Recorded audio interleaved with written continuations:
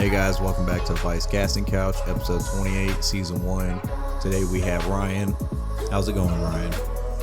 It's going pretty well. Do you know where the other guys went for this episode? No. Isaac, actually, I reached out to him. He had a work emergency he got called into, so he will not be joining us. It's always those Unify switches, I'm telling you. Yeah, DNS went down or something. We don't talk about that. Oh, okay. Anyway, what kind of story do you have today? Well, and Aaron, but he's not here either. Well, he's, we refer to him as Satellite Family. You hear that, Aaron, if you're listening? Anyway, man, what kind of story are you going to talk about today? So the story I got is a research group from the Human Rights Watch. They analyzed a ton of websites and apps that were used during the coronavirus. A bunch of EDU apps, education apps that kids were either choosing to use, their parents were choosing them to use, or they were forced by their school district to use. And an estimated 1.5 billion students went this route during this time. It's a lot of kids. And now that many kids are returning to school, as I said, researchers are now analyzing 164 educational apps and websites used in 49 countries that were used during this time. And some of them are still in use. Some places still haven't gone, fully back to school. So what they found was nearly 90% of the educational tools were designed to send the information they collected to nearly 200 ad technology companies, to include Facebook and Google, which could use it to estimate students' interests and predict what they want to buy, or in reality, what they would ask their parents to buy. They also requested access to students' cameras, contacts, and locations, even when it was completely unnecessary to their schoolwork. Some recorded students' keystrokes, even before they hit submit to the privacy policy.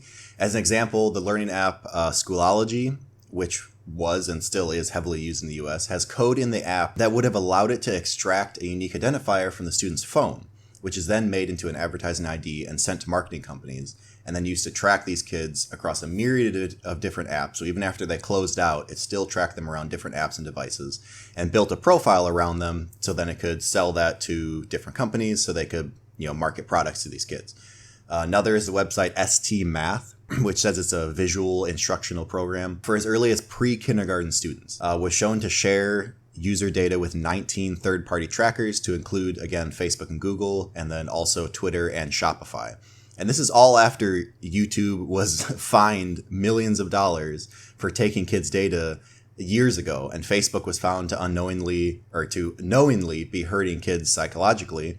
When it was leaked that they did a study concerning their news feed and social media feeds on apps like Instagram. It was shown to have a huge negative effect on children's psyches, and they still did not change anything until, even after it was leaked, they really didn't change anything. So now if you've listened to our show before, you've heard us talk about COPPA, or COPPA, however you pronounce it, which is the Children's Online Privacy Protection Act. We've talked about that pretty extensively in the past. That's what got YouTube in trouble several times in the past. This law requires special consideration when dealing with children's data and restricts a lot of how the data is collected. However, when asked about this, many of these EDU companies that make these apps and websites said that their privacy policy states that they do not knowingly collect any information from children under the age of 13, which for some reason pretty much gets them off scot-free. Even though their software is made for kids as young as 4 years old, just entering the education system. What's more is some of the apps required the parents to consent to the collection of data before the kid could use it, which does align with COPPA. However, even if the parents didn't want to use the app, the school, if they're the ones that need it and recommend it, they can consent on behalf of the children without the parents' consent, because it's used for, quote unquote, educational choices or whatever. Researchers also found that most school districts had not conducted any technical privacy evaluations before endorsing teaching tools or mandating their use, which is pretty crazy. On the bright side, though, some companies do build platforms that don't do any of this. The app Math Kids is one. There was zero tracking found in the app, showing that the excuse of, well, that's just how it is, or it's necessary, that's just kind of a cop-out argument. That you can build an educational app without tracking people, without knowing who the user is. You can assign a username or something to a certain kid so you can track their work without having to track them across all kinds of apps and stuff like that. The researchers at Human Rights Watch argued that governments should conduct data privacy audits of these children's apps and remove the most invasive ones, and help guide teachers, parents, and children on how best to prevent data over collection or misuse. Bill Fitzgerald, he's a privacy researcher and former teacher. He was not involved in the study, but he did comment on it and said that the conversation the industry wants us to have is what's the harm, right? But then he added the right conversation, or the ethical conversation, is what's the need? Why does a fourth grader need to be tracked by a third-party vendor to learn math? Which I completely agree with. Another school teacher brought up an interesting point as well. Many first students are refugees from war-torn countries or immigrants getting away from oppression, and they're scared how the data will be used against them since they're basically just being sold to the highest bidder. And also their families who are still in those countries. I mean, they come to the U.S. for a fresh start, and then their entire identity gets tracked, harvested, and compiled and sold to whomever. So yeah, that's it's kind of a little scary. Well, you mentioned in there that they recommended the government audits these apps. Do you agree with that, or do you think there's a better solution? Or I mean, at this point, since no one else is going to or seems to want to, because obviously this, the Human Rights Group or Human Rights Watch, they can't really do anything. They can just publish it. And a lot of these school districts also argued they defended their point. So a lot of the school districts don't want to do anything on their part. They say they don't have the manning to audit this stuff. They said that they were highly pressured by parents to pick something quickly so that their kids could get back in school. So I mean, I get that there were a lot of pressures and stuff like that, but I mean, with how slow government entities work, like with school districts, included, I'm just very surprised that they didn't kind of pump the brakes a little bit and say, okay, yes, we will get you something, but we do want to test it first. Because I mean, there's plenty of research foundations, stuff like that you can hire to look at this sort of stuff. I mean, there's probably people that would have done it for free as well. If hey, we want to push this out to kids, can you just look at the code? I'm sure Human Rights Watch would have done it for free. I mean, they're doing it for free right now. So yeah, I don't necessarily agree that the government should be the one to audit all these. But since no one else is, and no one else seems to have the authority to make them do it, I don't see another option, honestly. This is interesting because I know recently, I think it was about a month ago, the Kids Online Safety Act was being pushed in Congress. I don't know if it actually got passed or not, but a lot of people were calling that out as it's using the guise of protecting children while also being a privacy nightmare for anyone else on the internet. Yeah, I heard of that. I haven't researched or anything like that, and I heard it would kind of make it very difficult for everyone. It's kind of that razor's edge though of, okay, do you want to lock down everything to protect kids, or do you kind of have to put in more work and more resources to try to target, specific things that are hurting kids? It's kind of I don't know, I guess it's a toss-up between them. Personally, I think there are better routes. I think that is the easy answer, is just, okay, we'll lock everything down. One person craps their pants, everyone wears diaper type thing, kind of corporate punishment mentality. But I personally don't agree with it. I think that there is a lot that can be done to stop companies from harvesting data from children. I mean, we've talked about this extensively in the past when we brought up COPPA and YouTube and stuff like that. So yeah, I don't know. I think it's a little too far to go into it to that depth to just lock everything down. It's just interesting, and I don't want to dwell on the Kid Online Safety Act, but in there they talk about having some kind of elaborate age verification system, and the EFF on their article says it would likely be run by some kind of third party. Do you think that's necessary, or do you think we should just let the internet be how it is and maybe just talk to kids and say, hey, yeah, there's some messed up stuff out there, or put it on the parents, because a lot of home routers, they have various parental controls. Yeah, again, I think it's kind of the razor edge thing. Do you want to have everyone, who logs into the internet or logs into anything verify their age in a way that can't be fudged, right? Because we were all 14 at a certain time, and website pops up and be like, oh, you have to be this, this amount or this age to log in or whatever. You're trying to look at a Steam store page or something like that, and then you just put in a random birth date and keep going. Every kid's going to do that. No kid's going to be like, oh, maybe I shouldn't be on here and click off. That's not going to happen. So you would have to make it pretty stringent. So it'd have to be, I don't know if you have to put in your social security number or something like that. I don't know. A lot of websites, I've noticed this even with Facebook, they're starting to require you to upload your driver's license or some kind of state issued ID. Personally, I think that's a little too far. I think the direction of the conversation should be directed towards why is this being collected in the first place, rather than, okay, since companies are doing this and they don't want to stop, now we have to jump through hoops to get onto the internet. I feel like it's the wrong conversation to have, to be like, oh, should we upload our IDs? No, I don't think we should. I just don't think it should be harvested in the first place. So you said, what was it, Math for Kids? They didn't collect any information? Correct. Yeah, it was Math for Kids. That was the one that was brought up in the article anyways. And so it only teaches math? Yeah, I believe it only teaches math. Well, if you're a math teacher, go get that, because that's the best one.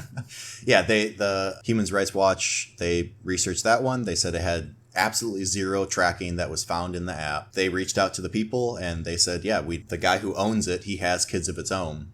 And he said, I don't want this for my kids, so why would I make something that tracks my kids around the internet? Basically, he said that this is, an argument against all the other ones who are saying, because a lot of the companies were defending that they track kids, and they're like, well, we have to make sure it's, them, and that's to track their schoolwork and blah, blah, blah. And he said, no, it doesn't. We're able to do it just fine without any tracking. You're choosing to do that because you can make a quick buck off the back end. Well, I was going to go into my story next, speaking about schools and whatnot. The FBI does warn that hackers are selling VPN credentials for U.S. college networks.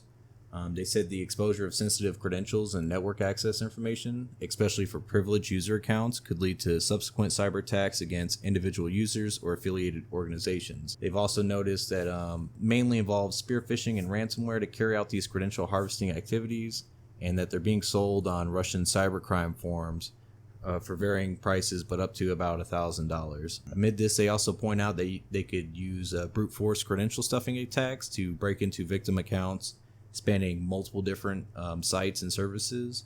And if they're successful doing that, they could potentially, drain any kind of, money or leverage credit cards and all kinds of personal identifiable information. They also noticed that there's been a recent uptick in this kind of behavior. They've noticed about 36,000 email and password combinations from email accounts ending in .edu domains have becoming more and more publicly available on various instant messaging platforms and are being sold by groups that specialize in trafficking of stolen login credentials. Obviously, they say to mitigate these, make sure to keep your systems up to date, your software up to date, and just to raise awareness about phishing and secure accounts with two-factor authentication. Yeah, I was gonna say put two-factor authentication on if you can. Well, the problem with two-factor authentication, at least now, is they always push for SMS two-factor authentication. And I get it, it's easy, everyone has a phone. But like what they really should push for, and this will still work because people have a phone, is like the one-time, is it the OTP? Like the stuff like Authy and, Aegis. And OTP and Aegis. Aegis is a good one. Those are more secure because like with phones, if you social engineer your phone company just right, you could do the SIM porting. Mm-hmm. And so then now I own your number, I can complete the two-factor, and then I can do whatever. Yeah, that's definitely, look at Facebook with their two-factor authentication for logging in with your cell phone, right? I mean, if you have a number that someone else doesn't use anymore, you can just log into their account if they didn't take it off their profile.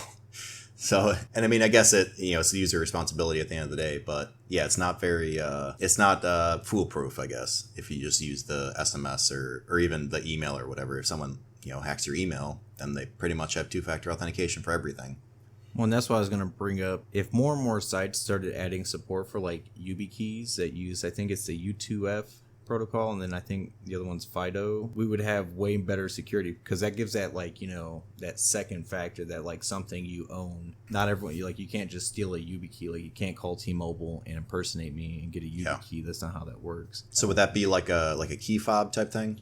Yeah, it plugs into a USB port and there's a button on it. The site set up there's a few sites and you can actually there's a website. I'll put it in the comments or in the description. But it lists various, like Google supports it. I think Bank of America, there's a few bigger ones. Login.gov, that supports it as well. But it's just a more secure method. And And you can get YubiKeys pretty cheap. If not YubiKey, there's OnlyKey, NitroKey. There's a few different brands for these. Yeah, I would definitely be all for that. NitroKey is an open source hardware design, so if you're paranoid, you can go with that one. Yeah, because if you just attach it to your keys or keep it around your computer monitor or something like that'd be pretty easy. It's not a... Yeah, it goes on your keychain. You plug it in, and then you have to press... There's an actual physical button on the device, and when you press that, then it sends a code to the machine that they can verify. And so, that's what's kind of nice is you actually have to, press the button. You can't have software, trick it or anything like that. Yeah, I would be all for that. I wish more websites went to that. That would be very secure. Speaking of keeping your software up to date, make sure to update your Firefox or any Firefox-related things, such as Tor browser. It says Thunderbird's affected, but I'm not entirely sure how. But there was recently 2 CVEs that are being patched by Mozilla. They affect JavaScript, and it refers to something called prototype pollution, and this could be weaponized to gain JavaScript code execution on devices running these vulnerable versions of Firefox. With this, they say that if you're visiting a malicious website and an attacker could control this website, might be able to access your password or other sensitive information that you send to other websites afterwards during the same session. And it's actually interesting that this is really easy to, it looked easy, I should say, to implement. Manfred Paul, he's one of the security researchers, and he actually demonstrated this at the Pwn to Own hacking contest held in Vancouver. And in the video, it took some less than 20 seconds. And this was so impressive, they actually awarded him $100,000 for performing. So he was the one that found it, or he just demonstrated it? I believe he's one of the finders. I'd have to double check that when my DNS is working again.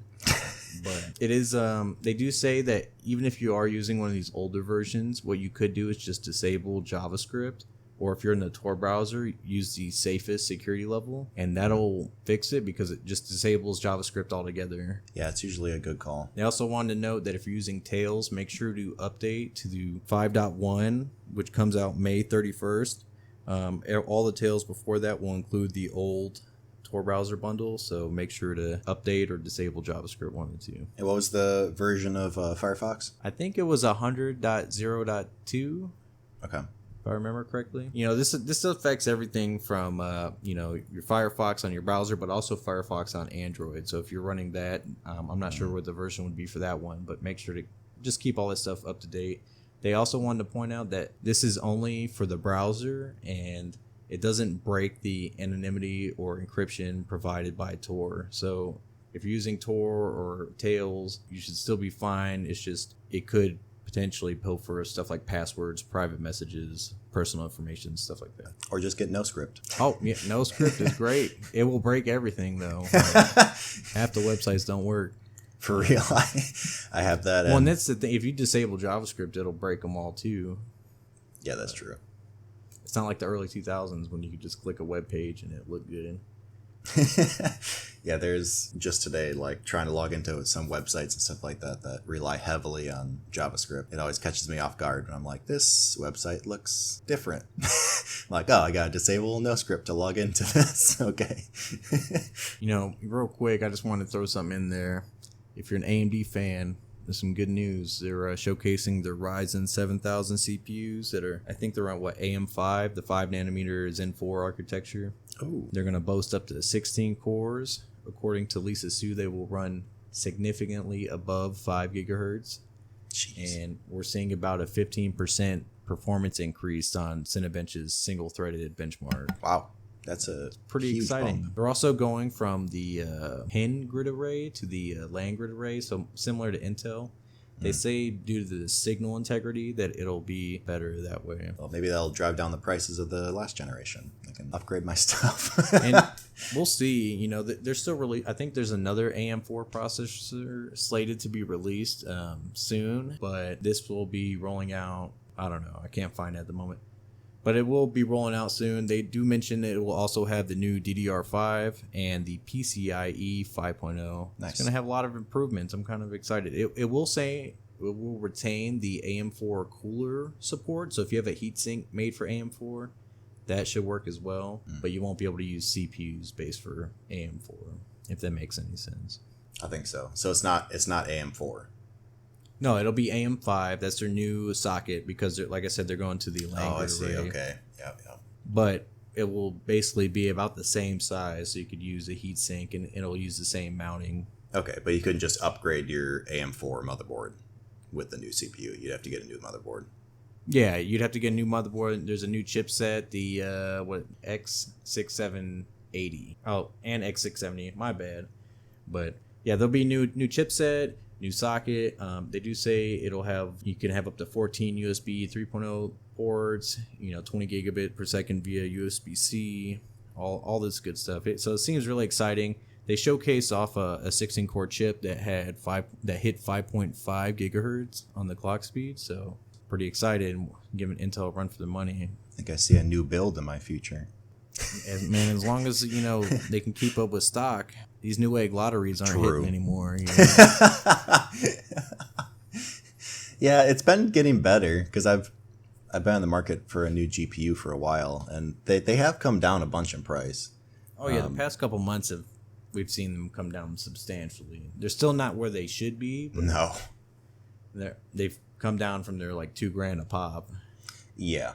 Because I was trying to get one last year. I was trying to get like a 3060 or something like that, and yeah, they were either sold out or it was a freaking scalper or something that was charging like $2,000, and it was definitely big sad. You got anything else, John?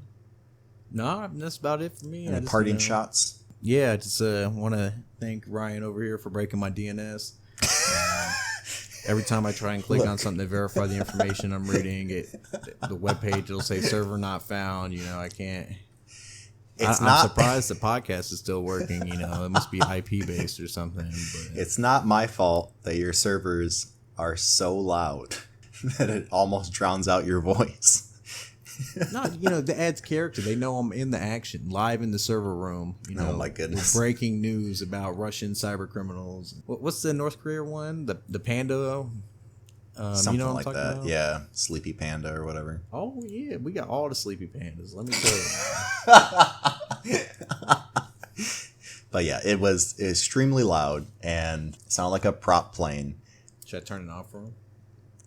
Sure, turn it off.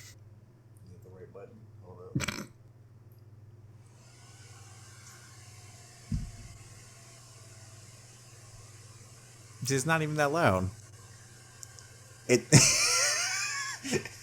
But in editing, it's extremely loud. Nah, it's not even that bad. If I cut out that fan frequency, it cuts out a huge chunk of audio. Oh my goodness. Hey, the power up. So like R2-D2 flying in the background. Well, thank you guys for tuning in to Device Casting Couch. I'll leave your poor ears to go. And me and Ryan will see you guys in the future. All right, bye.